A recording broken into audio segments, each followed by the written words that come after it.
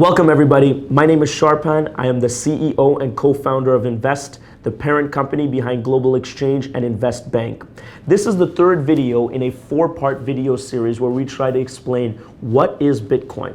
In this video, we're going to go over the financial implications of Bitcoin and what it looks like as a financial asset. If you haven't watched our two previous videos in this series, please do so, as the first one establishes the historical context around why Bitcoin came about, what was the necessity for it. The second video, we go into the technical and computer science principles that govern Bitcoin. And in this video, we're going to tackle it from an asset perspective, from a financial lens.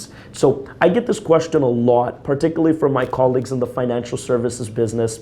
What is Bitcoin? What backs Bitcoin? How does it work from a financial perspective? What determines its value? And they're used to examining the traditional asset class spectrum, everything from bonds to equities to derivatives to FX.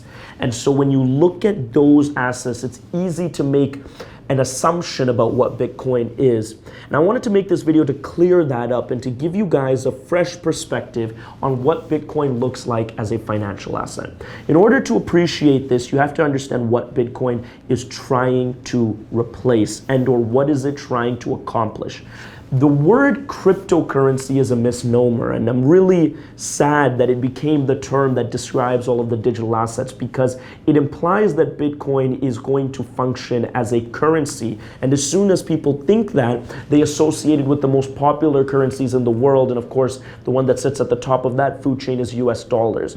And in fact, Bitcoin is not meant to eradicate the US dollar. At least that is what our perception and our investigation leads us to believe. Bitcoin is a hedge against the dollar.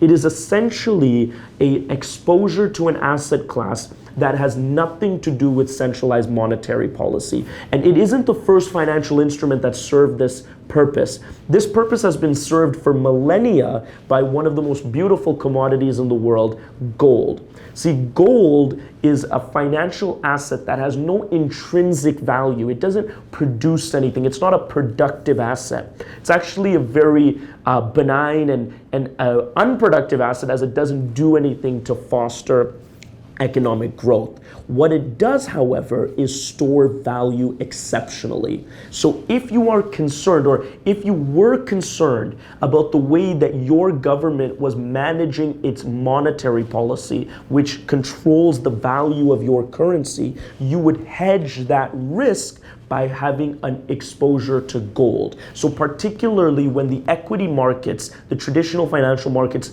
are declining, the price of gold is inclining because it's an inverse correlation. However, gold in and of itself has some useful, scarce qualities to it that give it that position. See, gold took that position of being a hedge against central currencies because it is scarce. And it is scarce because you cannot create any more gold than there is. That would require, combustion of the chemicals that, fostered gold. And that is really just not practical. For millennia, people have tried to create gold from from everything you can imagine. It has not worked. And because it has not worked, people have grown a consensus belief that it is going to store value, and that keeping a hedge on gold allows you to not subjugate yourself to the inflationary currencies, meaning you're going to have at least the same amount or more money by keeping it in gold. And since it's lasted the test of time,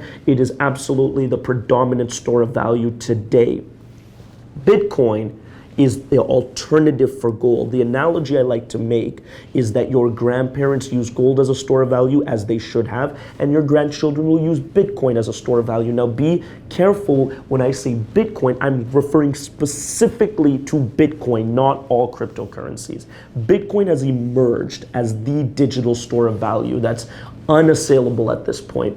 And why that's interesting is because gold is governed by physical scarce principles, as in you can't just conjure up more gold.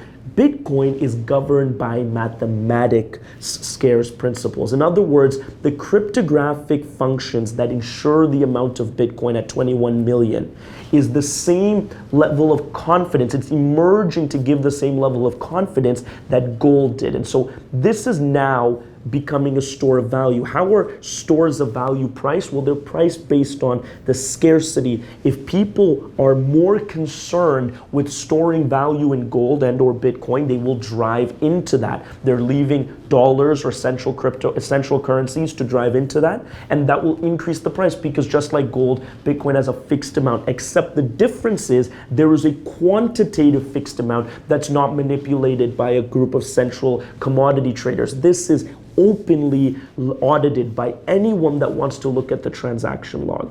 In other words, you can make a very good case that the less people trust in central monetary policy, the more people will buy into Bitcoin, particularly people whose native store of value is digital, which is the upcoming generation. So when you ask what backs Bitcoin, the answer is Bitcoin is backed by the belief structure that it is better to own a deflationary currency that is not controlled by a group of people, the same way for almost 3 millennia people have done with gold, except Bitcoin is instantly transportable. Bitcoin has a lot of very good qualities that only a digital commodity could have. And so Bitcoin, store of value, appreciates over time because of the amount of scarcity built into the network protocol. It is a very fascinating economic consequence of creating a cryptographically insured asset.